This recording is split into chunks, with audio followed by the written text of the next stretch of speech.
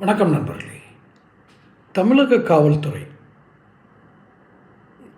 அதை பற்றி சொல்ல ஆரம்பிக்கும் போதே சில வினாடிகள் ஏன் நான் அமைதியாக இருந்தேன் அப்படின்னா, சொல்கிறதுக்கு நிறைய ஆதாரங்கள் இருக்குது.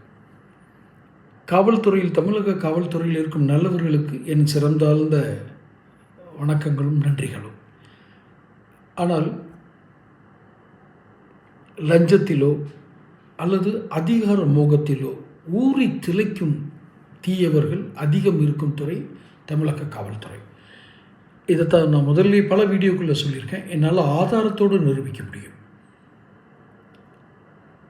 அவர்களிடம் இருக்கும் ஒரே ஒரு ஆயுதம் என்னவென்றால், யாரையும் மரியாதை இல்லாமல் பேசுவது, பயமுறுத்துவது. அதற்கு அவங்க சொல்கிற காரணம் என்ன அப்படின்னா, ஒரு ஊரில் ஒரு 100 பேர் இருக்கிறாங்க அப்படின்னா 15 பேர் தான் காவலர்கள் இருப்பாங்க.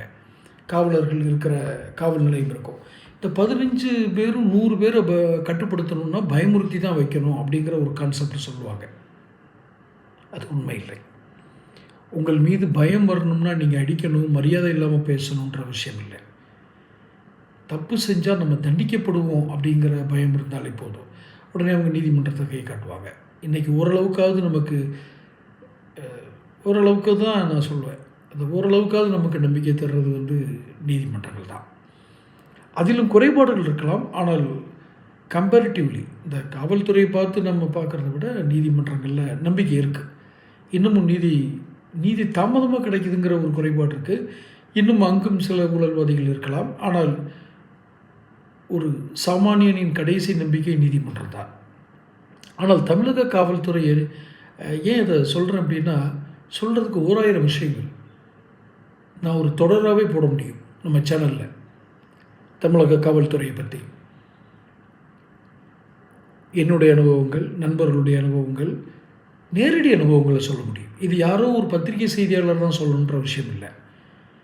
இன்றைக்கி சவுக்கு சங்கர் அப்படிங்கிற ஒரு பத்திரிகையாளர் மேலே வழக்கு போட்டிருக்கு. அவரை அலக்களிக்கிறாங்க. அவர் மீது சாட்டப்பட்ட குற்றச்சாட்டு உண்மையாக இருக்கலாம், பொய்யாக இருக்கலாம், அதெல்லாம் வேறு விஷயம். ஆனால் அவர் நடத்தப்படும் விதம், காவல்துறையினரால் நடத்தப்படும் விதம், உச்சநீதிமன்றத்தில் கூட ஒரு கடைசி முறை போன முறை சவுக்கு சங்கருடைய மனு வரும்போது, ஏன் அடிக்கடி சவுக்கு சங்கருடைய மனு உச்சநீதிமன்ற விசாரணைக்கு வருது அப்படின்னு கூட அந்த உச்சநீதிமன்ற நீதிபதி கேட்டதாக நான் செய்தி படித்தேன்.